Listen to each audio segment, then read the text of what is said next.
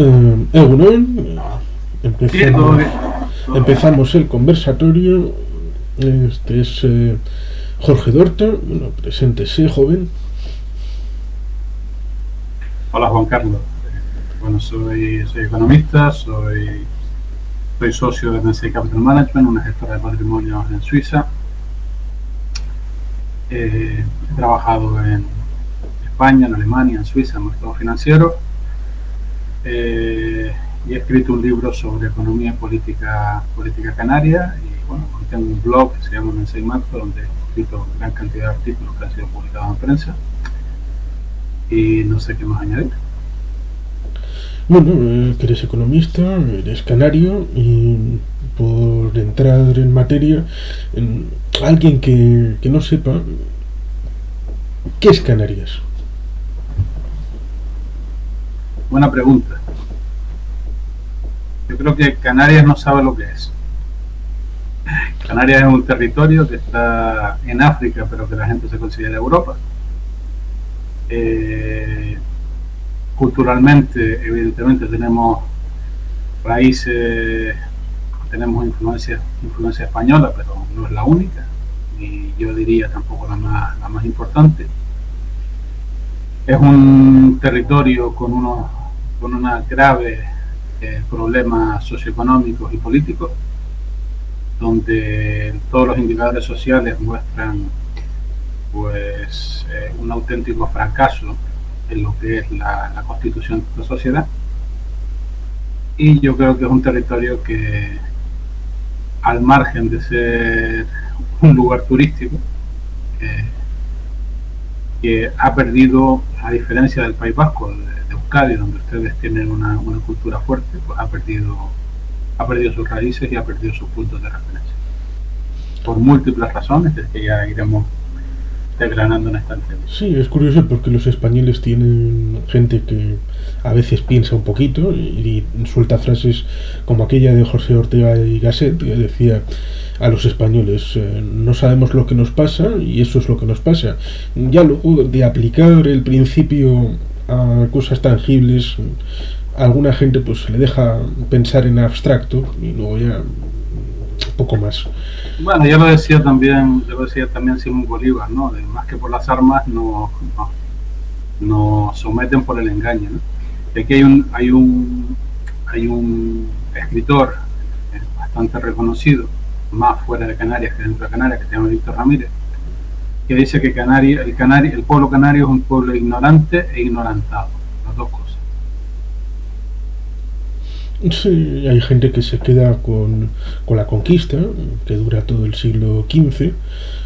No, No no, sé. no, no, no, la conquista dura 2 siglos. O sea, los primeros europeos que pisan Canarias posiblemente sean a finales del siglo XIII, principios del siglo XIV, entre 1391 y 1291 y 1312. El primer europeo que se asienta es Lancelot Malosello, un genovés que establece una colonia en la isla de Lanzarote. Y desde ahí, pues, posiblemente negocia o comercia con otras islas, y también desde ahí, pues, exporta sobre todo a Europa, porque la familia Malosello eran unos genoveses que estaban bien establecidos en Marruecos, en Sales, creo que en Ceuta también, y tenían sus propias redes en, en Marruecos, asociados también con el comercio del oro de la curva del Níger. A principios del siglo XIII, pues hay una serie de expediciones, digamos, de evangelización y conquista por parte de portugueses, por parte de navegantes portugueses, en los que en las cartas, sobre todo de mallorquines y aragoneses, pues, perdón, portugueses no, mallorquines y aragoneses de la Corona de Aragón, pues en los documentos que se conservan, pues se les da una serie de mandatos en la carta de navegación, de conquista de las ciudades, de no sé qué, de no sé cuánto. Incluso se llega a establecer una misión en la isla de Gran Canaria. Eso estamos hablando ya a mediados del siglo XIV. Sí, por aquellas épocas había una especie de cobertura mutua, de los reinos se evangelizaban y la iglesia daba permiso para que aquellas tierras pudieran ser las almas para la iglesia y la tierra para el gobernante. Sí, sí, también, pero digamos que hay esto es un aspecto que no se resalta mucho en la historia de Canarias, ¿no? Evidentemente, en esa época, en el 1340, 1350, pues hay una serie de reinos que pugnan por el control del estrecho de Gibraltar. Están los castellanos, están los benimaríes en el norte de África, incluso que toman posiciones en Gibraltar y en algunas plazas en la península ibérica. Sí, estamos ya en el tramo final del reino de Granada. Claro, está en el... No, bueno, el reino de Granada todavía le quedan 150 años. Estamos hablando del reino nazarí de Granada y estamos hablando del reino de Aragón. Entonces ahí se produce, y sobre todo la influencia genovesa y los conflictos entre Génova y Aragón. Entonces hay todo un entramado de alianzas, de acuerdos de paz, de altos del fuego y tal, que explican, por ejemplo, que sean los aragoneses sean los primeros que vienen a Canarias comercialmente, con afán de conquista muchas veces también. ¿Por qué? Porque en ese momento Aragón estaba en paz con los benimaríes, en cambio Castilla estaba en guerra con los benimaríes, con el reino benimarí del norte de Marruecos. Entonces los aragoneses podían pasar el estrecho de Gibraltar, mientras que los castellanos pues estaban enfrascados ahí en la batalla por el estrecho. Pero sucede una cosa muy importante en torno a 1348, que es la arribada de la peste negra en Europa. Eso significa que la población se diezma y que la mano de obra empieza a ser escasa. Perdón. Y cambia también la dinámica, digamos, el conflicto entre Castilla y los benimaríes, se impone la corona de Castilla, y a partir de ese entonces cuando empiezan sobre todo a venir, tanto por parte de Portugal como por parte de Castilla y de Aragón, racias esclavistas, expediciones a la captura de esclavos en Canarias, ¿no? Algunas de ellas hay constancias documentales, por ejemplo en el 1398, incluso en Gran Canaria se conserva un topónimo asociado a esa entrada, que es La Matanza, que está por encima del Valle de Dinamar, que fue donde los canarios derrotaron a los castellanos y los expulsaron. Y digamos, a partir de la peste negra entonces se intensifican las expediciones para la captura de esclavos en Canarias. Aparte de eso, como dije antes, alrededor de 1312 posiblemente, Lancelot Malocelo pues ya estaría comerciando con los genoveses sobre todo lo que es la horchilla, que es una planta que crece en Canarias y crece en otros lugares, de donde se sale el color púrpura, y era, digamos, un comercio muy apreciado y una materia prima muy importante para aquella época, en la Edad Media, en la que las nuevas tecnologías básicamente eran la industria textil.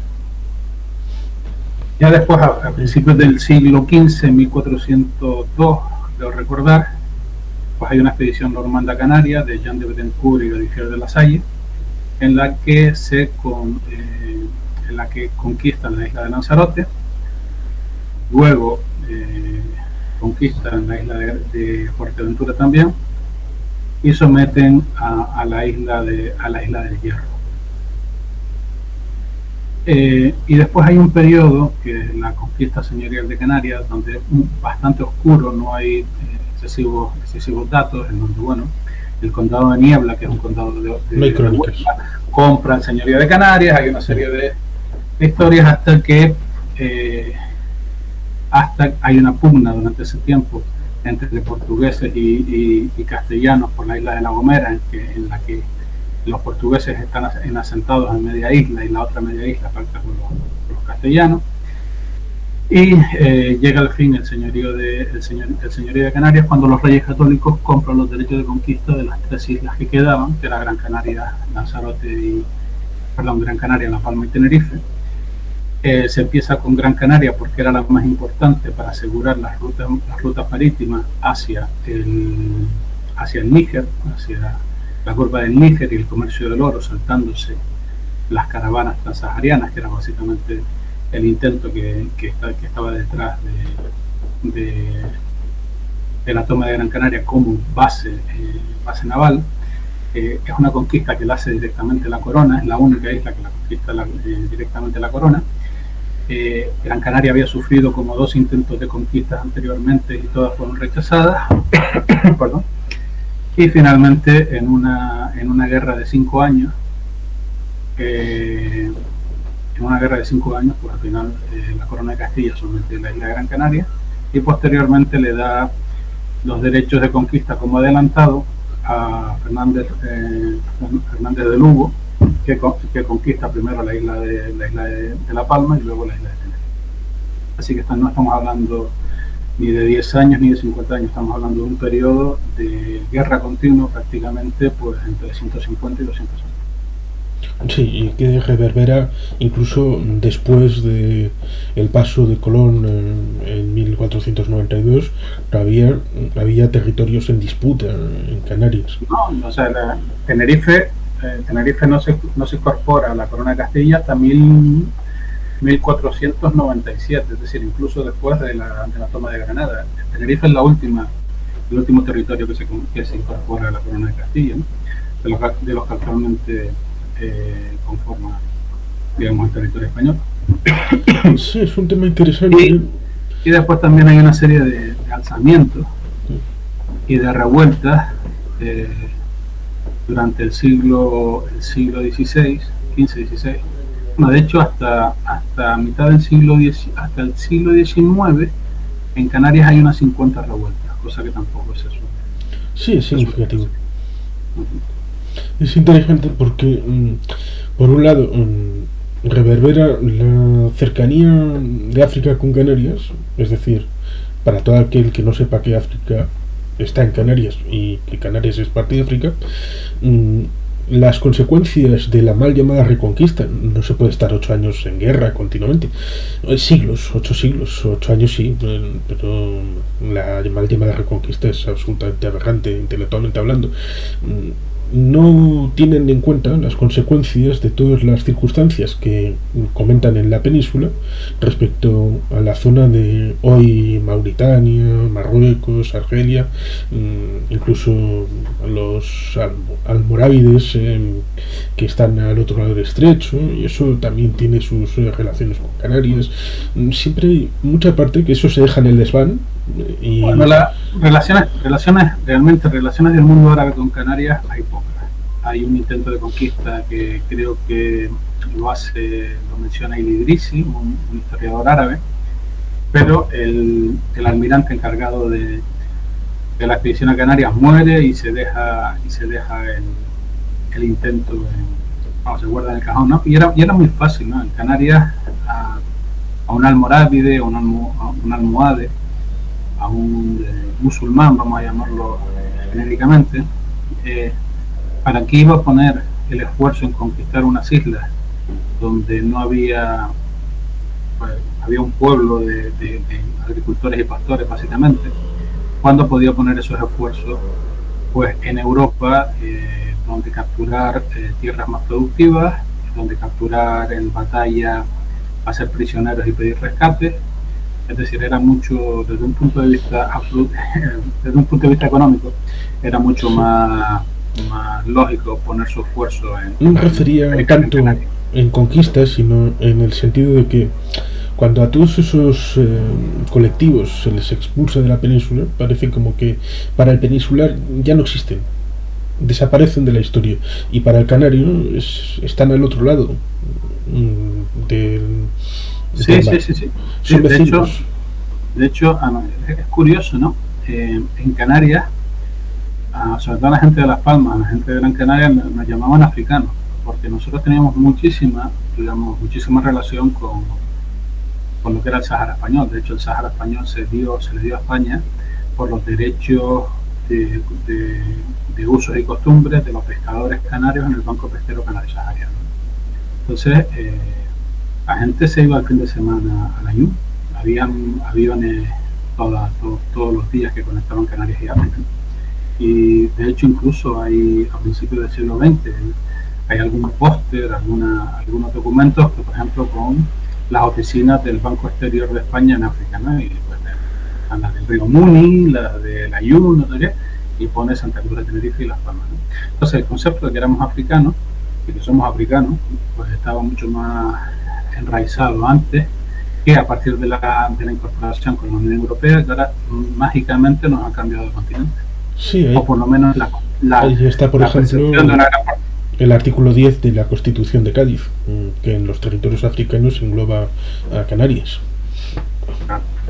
No, es que es tan sencillo como mirar un mapa, pero es que va mucho más allá. Es decir, nuestra raíz más ancestral es una raíz cultural, espiritualmente, es una raíz norteafricana, y no musulmana, norteafricana, es decir, de raíz bereber, de raíz hamasí, preislámica, que se conserva más en Canarias que muchas veces en la propia norte de África, porque Canarias solamente sufrió una conquista, la conquista castellana, mientras que el norte de África creo que sufrieron 11 conquistas. Tuvieron ahí los fenicios, los bizantinos, los griegos, los romanos, los celtas,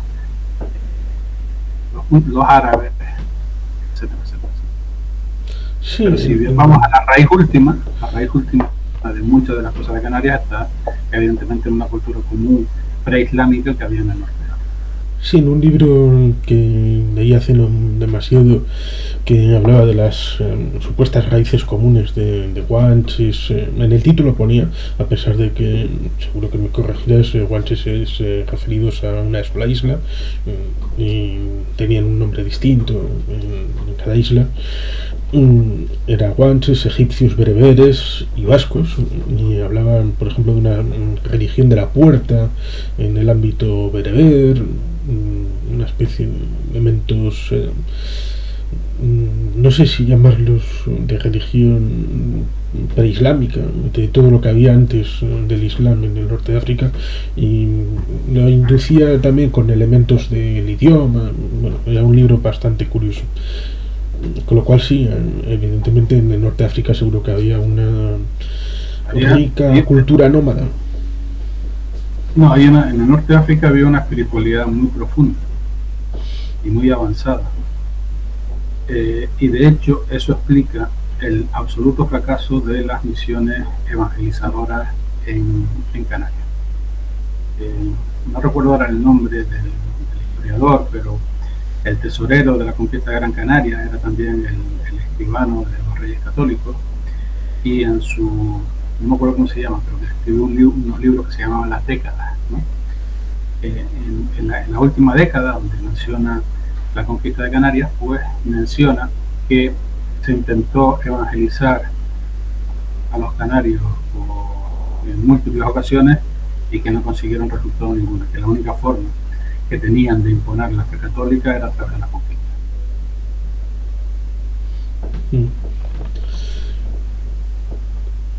Pues dando un salto, has comentado lo de la integración en la Unión Europea. El año 1989 fue un momento en el que, curiosamente, pudo haberse inaugurado el artículo 155 con Canarias, cuando hubo ahí un elemento que es vinculado con el tema de la Unión Europea, cuando supuestamente le amenazaron a Canarias que si no aceptaba el fondo y forma que Madrid decía que tenía que ser para la integración de Canarias en el ámbito europeo, le aplicaban el artículo 155. Sí, pero eso va todavía mucho más, hay una historia mucho más negra y mucho más oscura todavía. Es decir, a Canarias se le obliga, bajo amenazas de suspender la autonomía, de entrar en la Unión Europea, pero es que cuando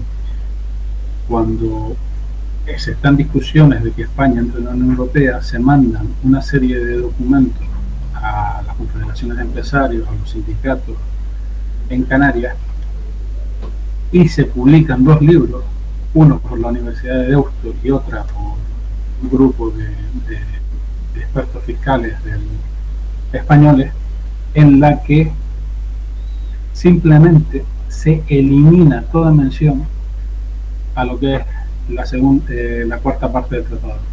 en el Tratado de Roma, para las regiones que no pertenecen al continente europeo, las regiones de países europeos fuera de Europa, pues se da básicamente posibilidades. Una es el Estatuto de Región Ultraperiférica y otra es el Estatuto de Región y de países y territorios de ultramar.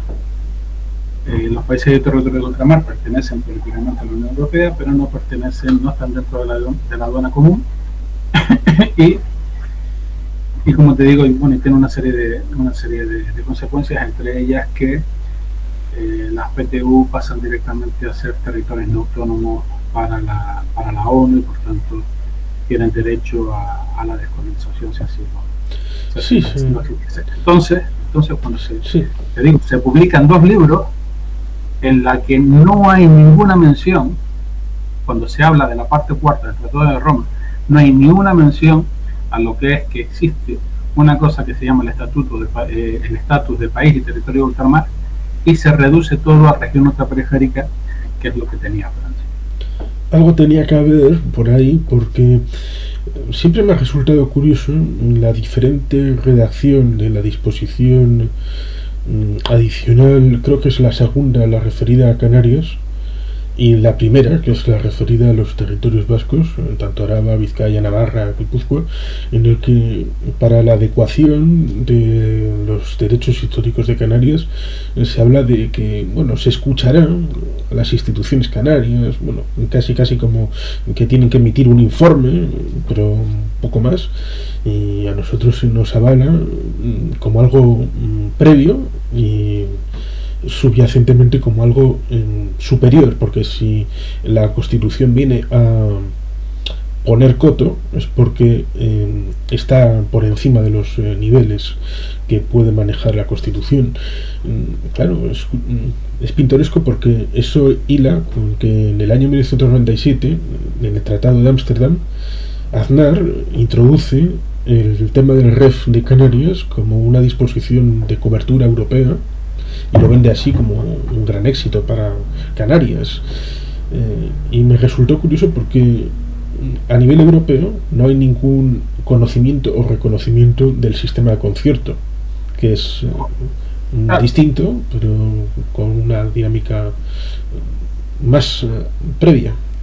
Sí, aquí básicamente, para no darnos el estatuto de país y territorio de ultramar, pues empezaron a intentar pues la cuadratura del círculo y se inventa una cosa que se llama el protocolo 2, que es estar dentro pero no estar dentro. Es decir, lo que han hecho siempre los españoles, empiezan a trajinar y darle vueltas para no darte los derechos que deberían. Sí, lo mismo hicieron en el Sáhara Occidental. El Sáhara Occidental básicamente lo que han hecho es mantenerlo en un limbo jurídico para usarlo y para hacer lo que les da la gana. O sea, Canarias básicamente le han hecho lo mismo. Canarias está en una especie de limbo jurídico donde no es una cosa, donde no es otra, donde el REF hay que renegociarlo cada 7 años porque no te lo pueden dar para más tiempo. Si no te pueden dar para más tiempo de 7 años, ¿cómo diablos vas a hacer tú una inversión a 20, 50 años para montar una industria, cualquier cosa de esta? Entonces estamos aquí en una payasada, estamos en un territorio de nadie donde... Un REF que es de 1972. Un REF que es de 1972. Bueno, el actual, el que estableció las bases del modelo del que se asienta la realidad actual. Bueno, como tu público es un público ilustrado, vamos a comentarle un poquito de historia. El desarrollo de Canarias desde la conquista nunca estuvo aparejado con la economía española. Al principio estuvimos vendiendo azúcar a los mercados europeos, luego estuvimos vendiendo vino, sobre todo al mercado inglés, al mercado británico, y siempre estuvimos medio al margen, medio marginados, medio en lo que era el comercio de frutas con África, la casa de contratación de vino. Teníamos algunas libertades comerciales, pero nunca fueron competitivas con respecto a las que se le otorgaban en otros puertos, ¿no? Pero tras la pérdida de las colonias americanas en 1812 aproximadamente. Sí, al principio del siglo XIX. Exacto. Pues se incorpora a Canarias dentro del arancel común español. ¿Y eso qué significa? Que aquí se crea una miseria y un hambre absolutamente descomunal. Eso empieza a cambiar a mitad del siglo XIX, cuando se aprueba el decreto de Puerto Franco. Pero sobre todo, digamos, estaríamos hablando que ese decreto se hizo efectivo en el último tercio del siglo XIX. Ahí hay un periodo de florecimiento de la economía canaria, muchísima inversión inglesa, se aprovecha el tráfico entre Sudáfrica y Londres. De hecho había en esa época habían 2 y 3 barcos diarios con Inglaterra, mientras que con España pues había un barco a la semana, un barco cada 15 días, y hay un florecimiento de la economía canaria. Llega la Primera Guerra Mundial, con la guerra submarina se produce un bache, y bueno, después se recupera tras la guerra y llegamos a la guerra civil. ¿Qué pasa tras la guerra civil? Que empiezan a desmontarse, digamos, el sistema de libre comercio que hasta entonces gozaba Canarias. Y poco a poco se van introduciendo leyes que hacen que si a principios del siglo XX de nuestras importaciones totales le comprábamos el 12% a España y el 88% al resto del mundo, a día de hoy esos términos están invertidos. Hoy le compramos casi el 90% a España y el 10% al resto del mundo, sin que España sea un gigante exportador súper competitivo como China, sino simplemente porque se ha capturado un mercado. Igual, es la misma, funciona exactamente igual que funcionó el comercio de flotas con las colonias españolas en América. Sí, al fin y al cabo España es la economía 14 del mundo. Entonces, en el REF, en la época de Franco, pues lo que se van haciendo es que se le van dando determinadas prebendas a determinadas familias que apoyaron a Franco en su movimiento. Estamos hablando de los Oramas, estamos hablando de casi de los Bonín, que se le da media isla para que cultiven tomates, y el comercio del plátano empieza a decaer porque se le da el monopolio del transporte a la Banca Mar, y ya no exportamos plátanos a Europa en barcos ingleses, sino empezamos a exportarlo en barcos de la Banca Mar, en barcos españoles. Ya no llegan igual y empieza a resentir el mercado. Y el REF que tú estabas comentando antes, de 1972, viene a ser el clavo en el ataúd, ¿no?, de lo que eran nuestros fueros históricos, que eran básicamente libertades comerciales. Y ya después del REF del 72, con la plena integración de España en la Unión Europea y la plena integración de Canarias, pues ya, digamos, ahora lo que es el REF es básicamente lo contrario a lo que habían sido nuestros fueros históricos todos. Sí, cualquiera que pensara en términos, por ejemplo, como lo está haciendo Chile ahora, que todo el mundo conoce el golpe del 11 de septiembre del 73, pero pocos conocen que tardaron 7 años de depuración interna hasta hacer la Constitución de Chile de 1980. Constitución que ahora están intentando cambiarla porque, entre otras cosas, no puede ser decoroso estar funcionando con una Constitución hecha en dictadura. Pues eso debería de pensar el canario medio, que cómo puede ser que un sistema económico, en principio para la autonomía de Canarias, como es el REF, fuera estructurado, por lo menos ideado en cierta manera en ese año 1972 con estructuras franquistas en la península y también en Canarias. Es algo que me choca, que actualmente no haya una reflexión en torno a eso. Yo creo que es hasta lo de menos. O sea, la reflexión tiene que ser cuál es el nivel de paro en Canarias, cuál es el nivel de marginación social, cuál es el crecimiento económico de Canarias, cuáles son las diferencias en las desigualdades sociales en Canarias, y eso, cuál es, está más concentrada la producción o menos concentrada la producción. Eso por sí solo te desmonta cualquier, o sea, el fracaso del REF no es discutible. Cualquier indicador socioeconómico que coja te muestra el fracaso del sistema, ¿no? ¿Y a quién ha beneficiado este sistema? Este sistema básicamente ha beneficiado a las grandes compañías españolas, tanto en el sector de las utilities, tipo UNEL, Condesa, o sea, las eléctricas, como a las grandes cadenas hoteleras españolas, que a principios de los años 90 controlaban el 24% de las camas y hoy controlan entre el 60 y el 70% de las camas turísticas. ¿Por qué ha sido esto?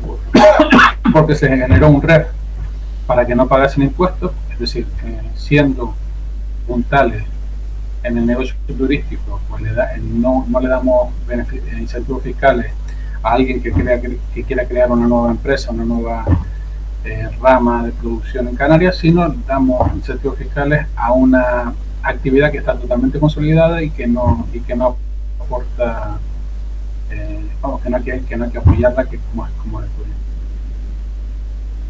Y esto, si le añades que no se paga impuestos de sociedades y que el IGIC es más barato que el IVA, significa que la acumulación de capital de las grandes empresas hoteleras españolas en Canarias pues les permite comprarnos con el dinero que tenían que habernos pagado en impuestos.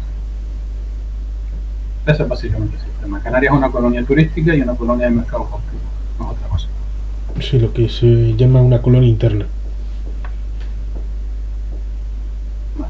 No sé exactamente a lo que te refieres con colonia interna, pero te digo, básicamente, económicamente eso. Es mira, el peso del turismo cada vez es mayor, la agricultura, la industria, todo se ha desmontado, la concentración de poder cada vez es mayor, la miseria cada vez es mayor, el paro cada vez es mayor, aquí no hay futuro, no hay oportunidades, pero digamos que cada vez hay más inversión española porque no paga impuestos y porque yo monto un centro comercial hoy y con lo que me ahorro en impuestos los próximos 5 años lo amortizo, o sea que no lo he hecho con mi propio capital, sino con los impuestos que me ahorro.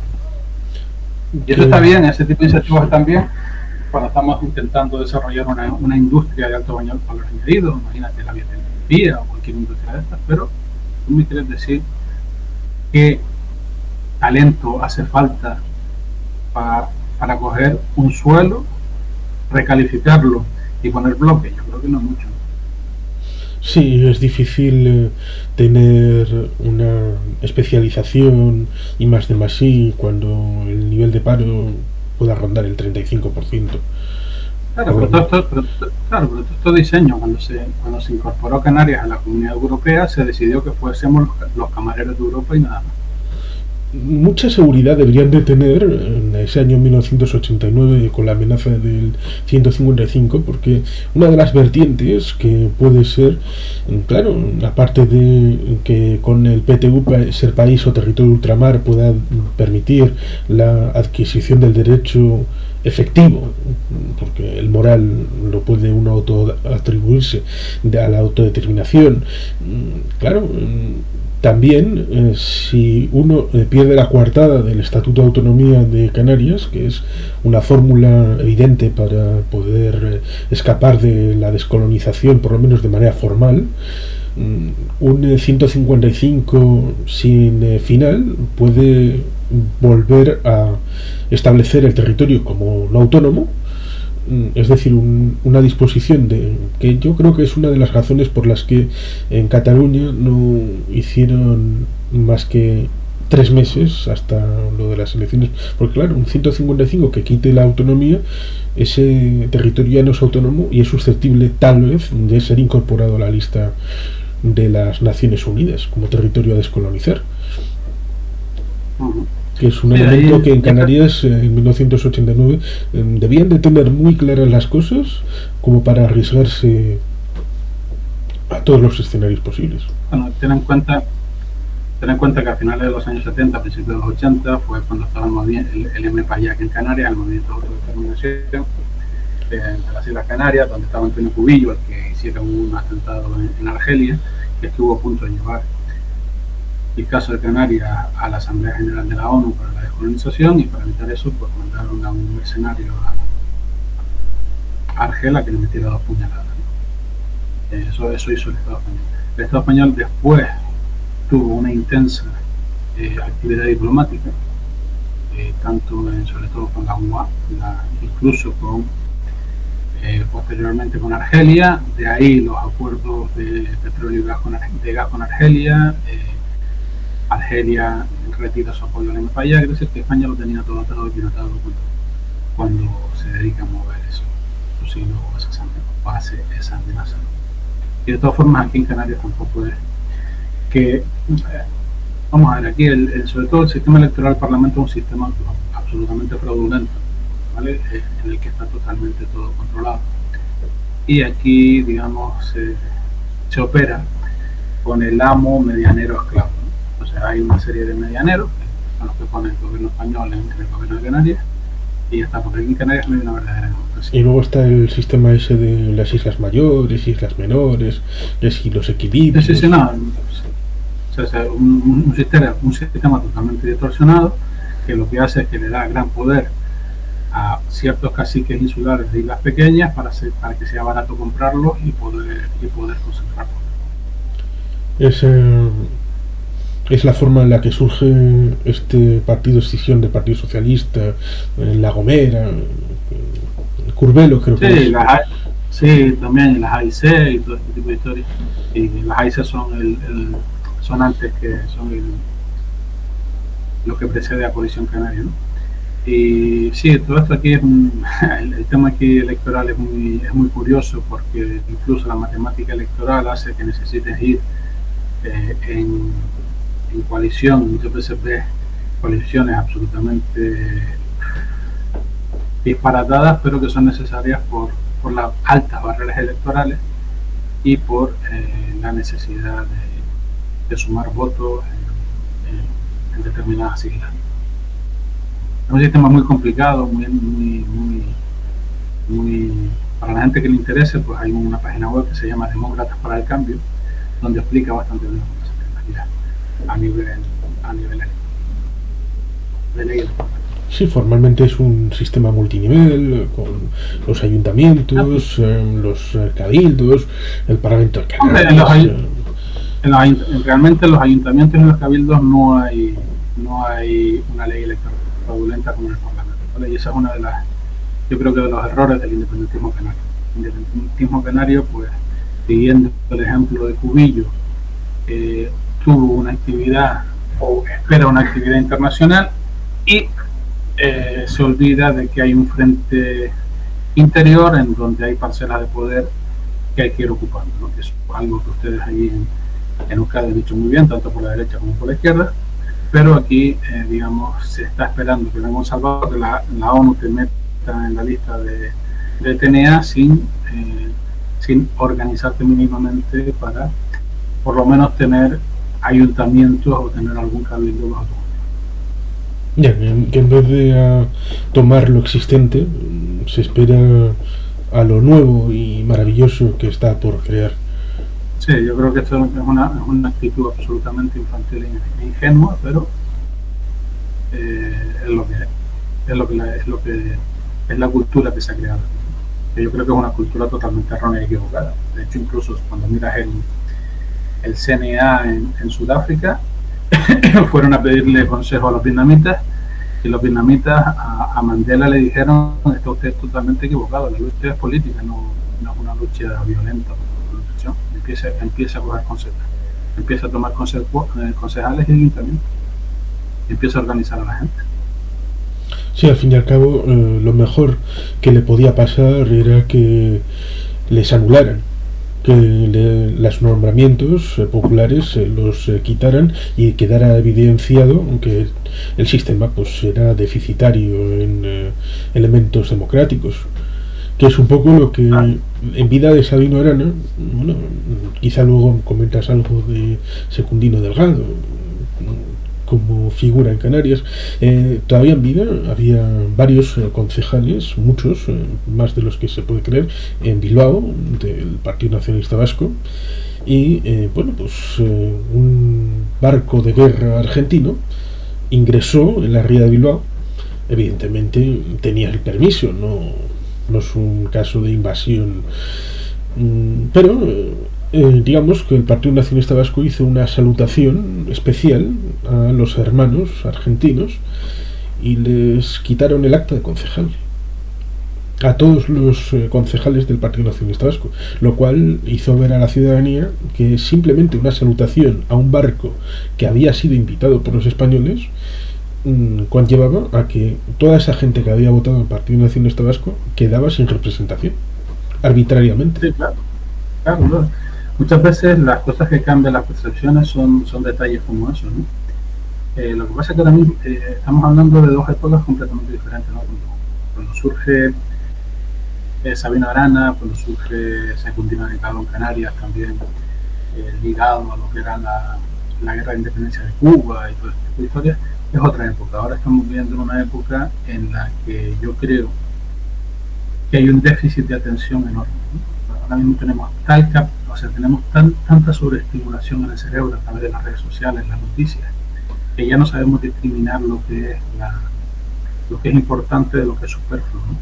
Entonces nuestra atención como que se desparrama en 50.000 historias y puede sacar la mayor verdad, puede sacar la mayor escandalosa, la verdad más escandalosa, que pasa desapercibida o que tiene un impacto de muy corto plazo, ¿no? El ciclo de noticias, en redes sociales, de medios de comunicación. Recientemente salió una especie de estimación respecto a qué tenía más impacto, si internet, televisión, radio, y por poco ya había superado internet a la propia televisión. Sí, sí. Es lo que te quiero decir, o sea, ahora mismo es muy fácil suprimir muchas de las cosas.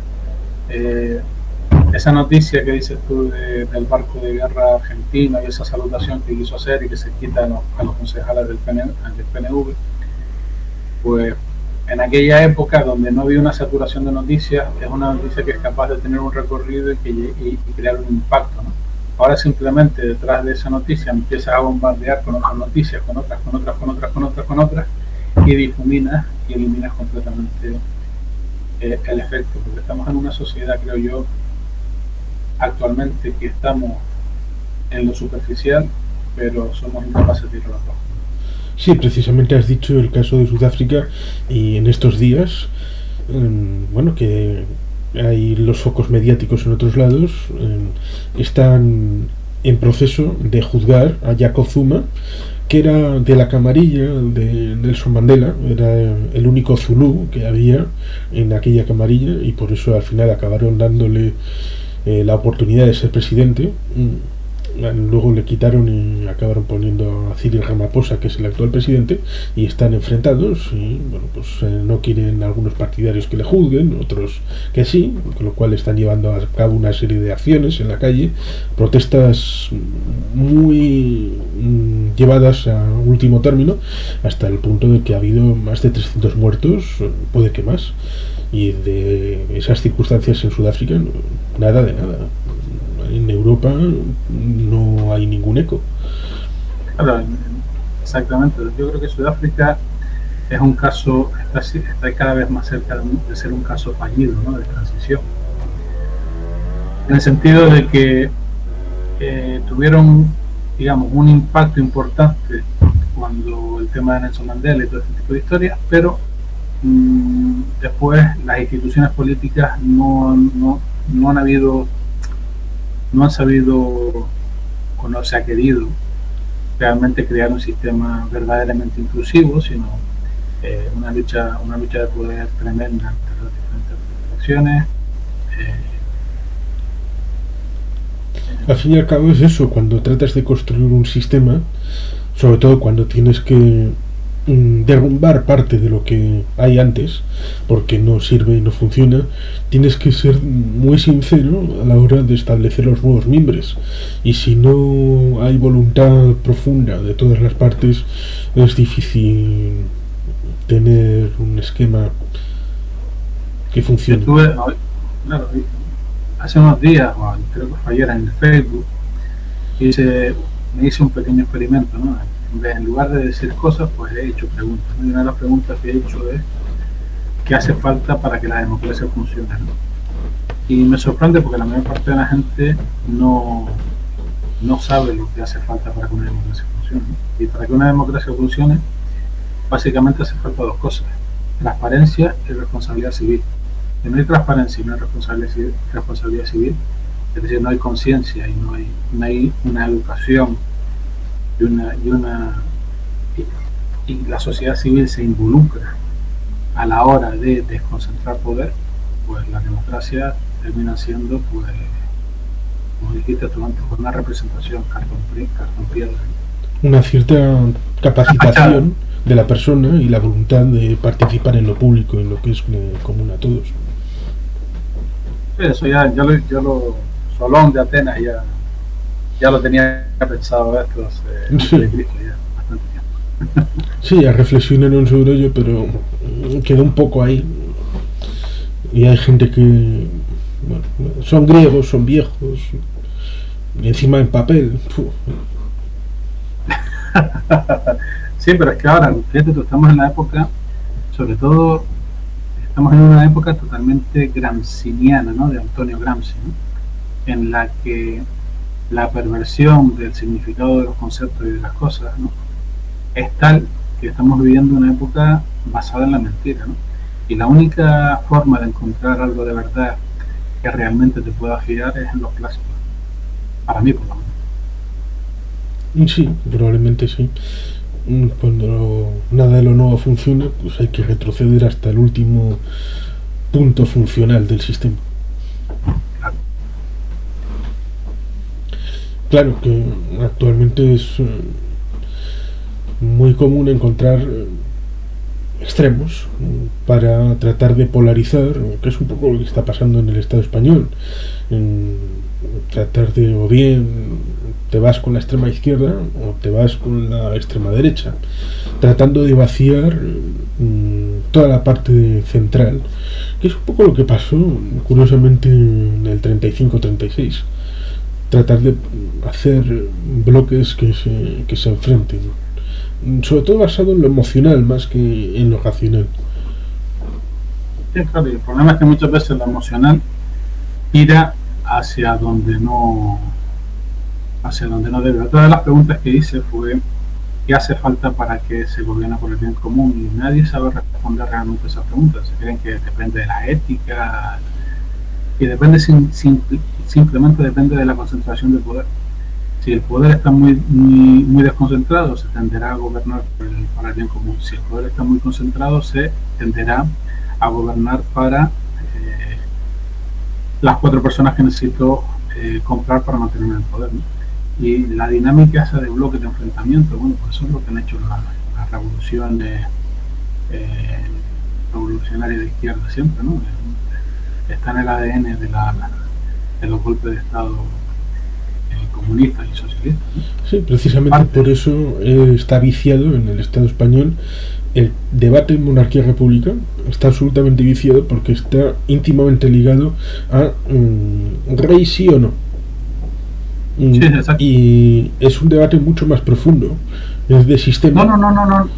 Yo creo que está. No, si eres republicano eres de izquierda y si no eres republicano eres de derecha. O sea, está la república, que es una forma de estructurar una sociedad, no depende ni de la izquierda ni de la derecha. Pero aquí se ha viciado el debate completamente polarizándolo. Si eres republicano, no eres de izquierda. Sí. A lo mejor hay mucha gente que puede ser republicana y de derecha, puede ser. Sí, va a decir eso, que es mucho más poliédrico, más complejo el tema del debate, porque al fin y al cabo, claro, ¿qué tipo de república? ¿Qué tipo de monarquía? ¿Qué conlleva? Porque claro, la monarquía en el Estado español lleva un capitalismo de amiguetes, puede hacer negocios en el palco de Bernabéu, claro, pero hay monarquías que funcionan bien, por ejemplo Noruega, y hay repúblicas que fallan como una escopeta de feria y hay repúblicas que están en el top de la economía mundial, con lo cual ahí debe de haber mucho más hilo fino para poder establecer.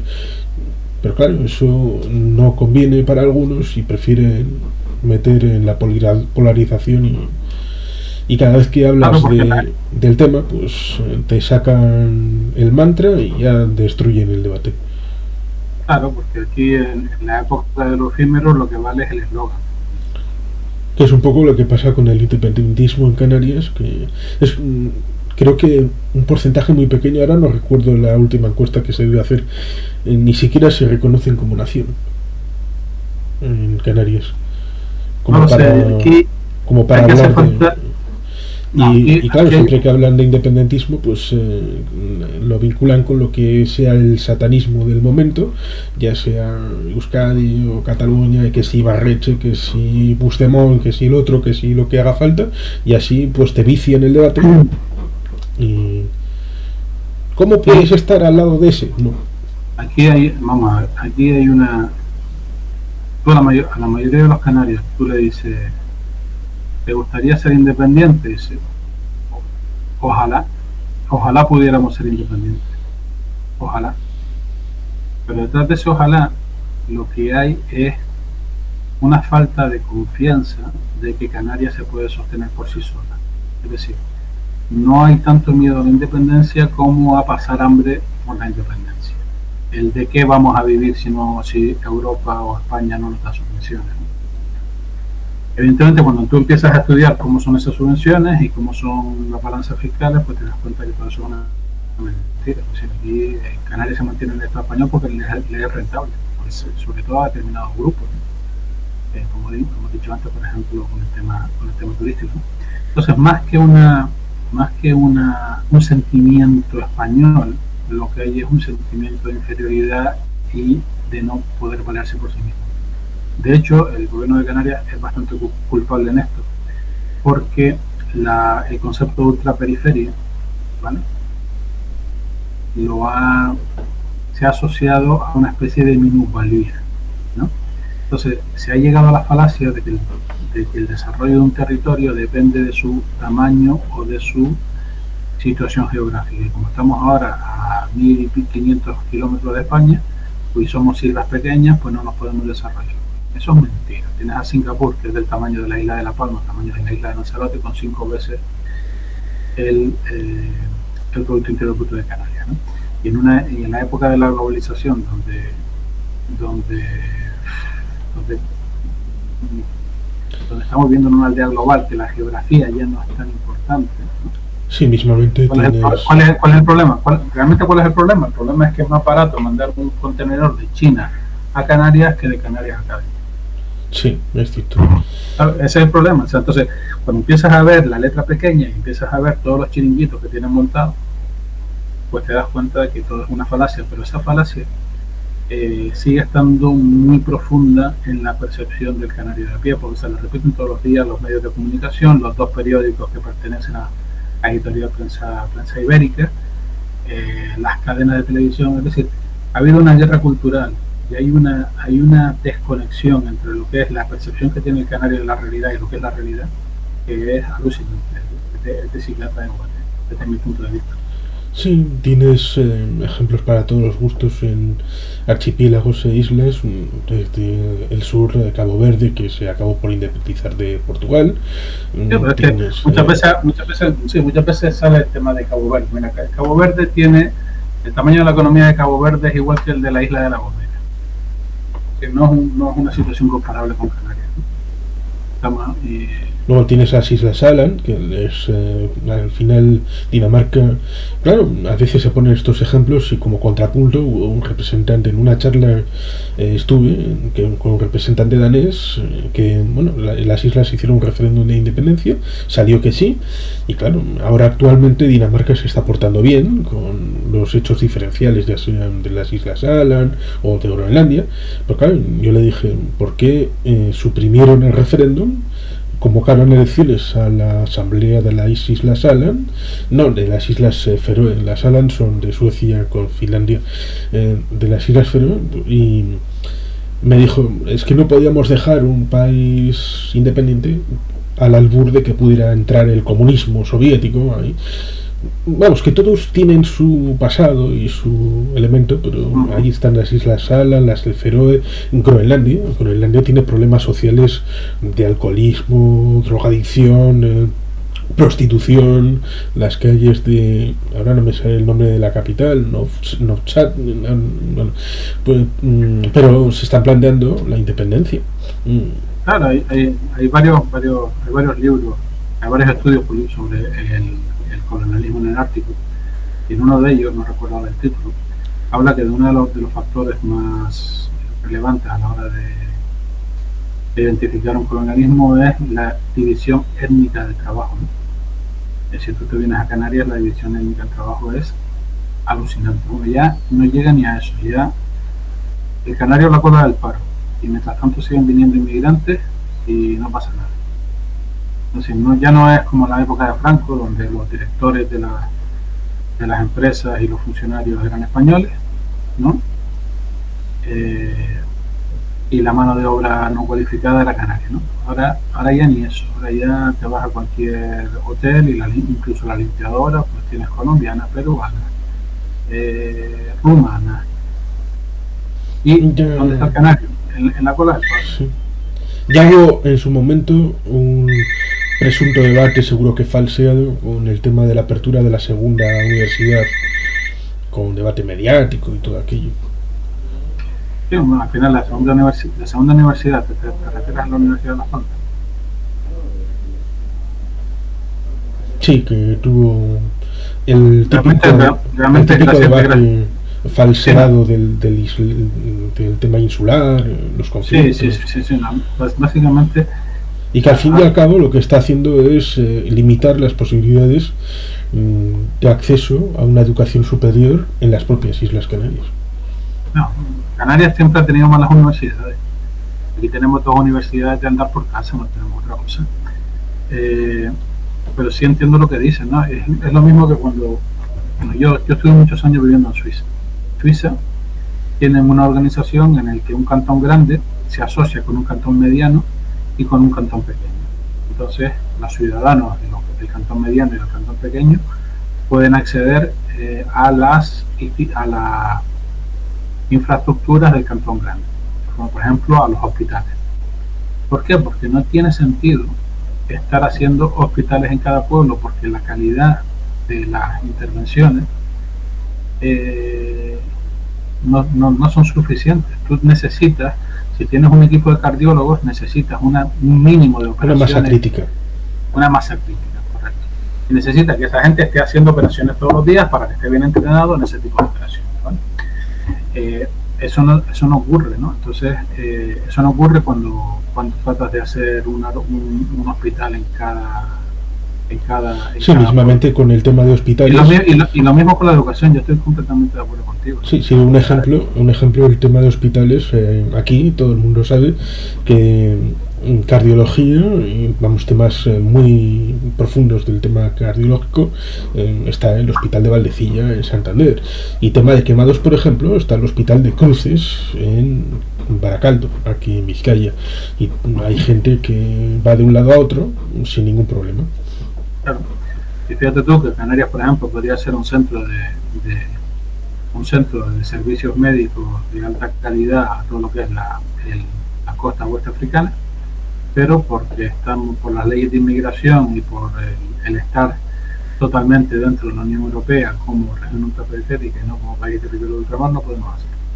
Que es cosa curiosa, porque con el tema último del Ceuta y Melilla saltó la cosa de que querían meterles dentro del espacio Schengen para que cualquier persona que tuviera que salir de Ceuta y de Melilla en dirección a Marruecos tuviera que presentar unos papeles extra como borde exterior.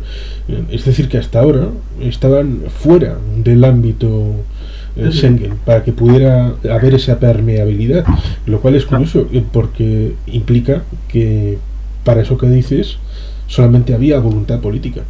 Que si hubieran querido. Vamos a ver, aquí antes de la primera incorporación de Canarias en la Unión Europea había incluso un comercio de maletas con el norte de África tremendo. Aquí en Las Palmas se hacía una fair, ¿cómo se dice en español? Una feria de comercio con todos los países africanos de la costa atlántica, ¿no?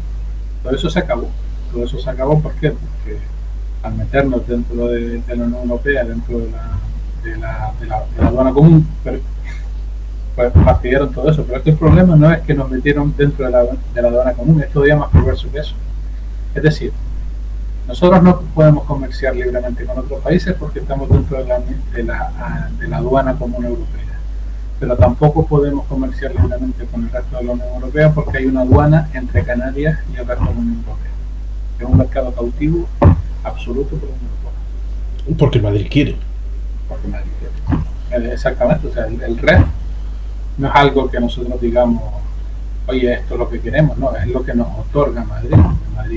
Madrid Sí, porque, y es fundamental explicitarlo, no ha habido ninguna votación ni para el Estatuto de Autonomía, ni para nada que signifique ratificación de autogobierno en Canarias, en una votación específica. Nada, no, aquí no ha habido, no se ha hecho un referéndum nunca. Sí, que es un elemento de diferenciación, mal que les bueno, pase. Mentira. Se hizo un referéndum de la OTAN. Sí, es lo que nosotros dijimos que no, pero da igual. Que mal que les pese, bueno, hay 4 referéndums a nivel general y luego hay 7 de las 4 nacionalidades, porque el artículo 2 de la Constitución española habla de nacionalidades y regiones, y un punto, aunque luego competencialmente lo han igualado a todos, claro, las nacionalidades, sus estatutos se refrendan y las regiones no. Por eso hay el estatuto vasco, el catalán, el gallego y el andaluz. Es obligatorio que después de la ratificación en el Congreso de los Diputados tiene que ir a referéndum poblacional. Nosotros somos territorio conquistado y ya sabemos lo que es. Lo cual es de estas cosas que mencionaste: Suiza, pero también Italia, Dinamarca, Canadá, Estados Unidos, tienen un uso bastante amplio de figuras como el referéndum para muchas cosas, ya sea tema de migración, sanidad, y no hay ningún problema. Pero claro, para eso la sociedad tiene que estar capacitada para la aplicación de ese instrumento.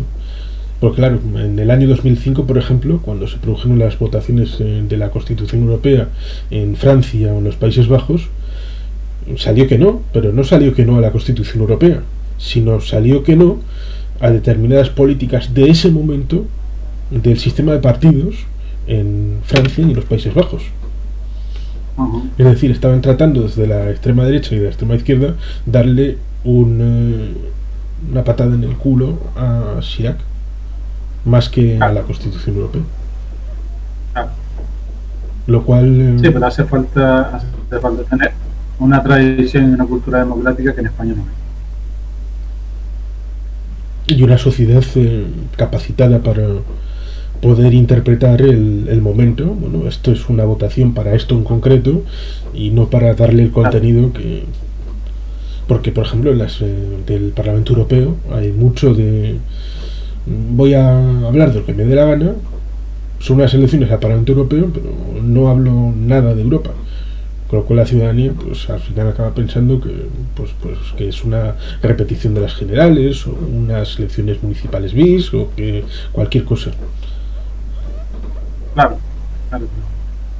Es lo que hablábamos antes, ¿no? Estamos en la época de lo efímero, en la época de que nadie se molesta de analizar más allá de los eslóganes, porque es lo fácil. Estamos en políticas identitarias que lo único que hacen es polarizar a la sociedad, y hay una falta absoluta de profundidad en prácticamente todo. Así que el futuro de Canarias es... ¿Perdona? Sí. Es complicado, complejo y difícil. Yo creo que, mira, para mí el mayor enemigo de Canarias no es ni siquiera España o la Unión Europea, sino el propio sistema de creencias de este pueblo canario. Un pueblo que tiene una visión completamente deformada de la realidad, tiene un nivel cultural muy bajo, y las instituciones que se hacen aquí, pues, son de andar por casa, ¿no? Se crea un instituto tecnológico que no hace nada en tecnología, sino payasadas. Se crea, aquí es todo, de gastar dinero público para mantener chiringuitos y para mantenerse en el poder de las migajas que le dan en Europa, pero no hay un pensamiento de cómo podemos desarrollar Canarias, de cómo queremos que sea Canarias en 50 años, en 30 años, o lo que sea. No hay pensamiento estratégico, todo es operativo, todo es tratar de darle la vuelta a las leyes enmarañadas para ver si tengo un resquicio de libertad, ¿no? Para estar totalmente todo controlado y todo intervenir. Supervivencia. Sí, exacto. Cuando pones a una persona, a un pueblo en modo de supervivencia, no se plantea otras cosas. Es lo que está haciendo, lo estamos viendo en Cuba. Es lo que pasa en Cuba. En Cuba lo que pasa es que tienes un pueblo muerto de hambre que no se plantea otras cosas, que ahora se han muerto o han matado a 5 generales, pero bueno, no pasa nada porque coloco otros 5.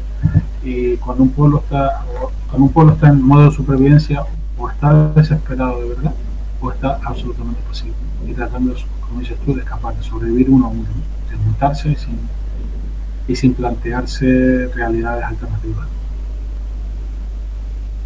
Yo eso sí admiro de ustedes ahí en el País Vasco, ¿no? Que tienen una política educativa y una política identitaria muy fuerte, por el convencimiento de que para sobrevivir al Estado español ustedes necesitan un pueblo fuerte y formado, ¿no? Aquí se piensa lo contrario. Aquí cuanto más débil es el pueblo, mejor, porque me puedo mantener en la silla que me ha colocado Madrid.